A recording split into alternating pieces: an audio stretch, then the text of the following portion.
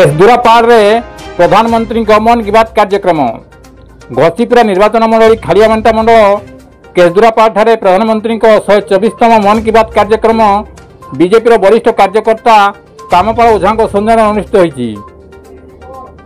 कार्यक्रम में मुख्य अतिथि भाव घसीपुरा बीजेपी विधायक प्रार्थी तथा राज्य कार्यकारिणी सदस्य डॉक्टर सोमनाथ राउत जोग देते।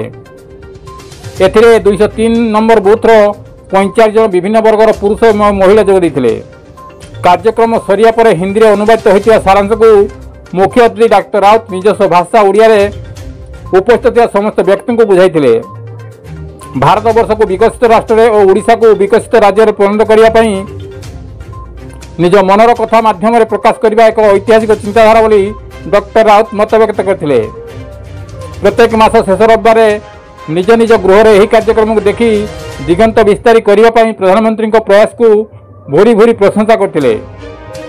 कार्यक्रम में बूथर बहु मान्यमान पुरुष महिला यथा कैलाश ओझा, मुरलीधर ओझा, मधुसूदन ओझा, सुभाष ओझा, बुद्धदेव महाराणा, पपुन ओझा, गीतांजलि ओझा, सरस्वती ओझा, अस्मिता ओझा, बासंती ओझा, सुमित्रा ओझा, पूजालिनी ओझा, प्रियंका ओझा, जयंत सेठी प्रमुख उपस्थित थे।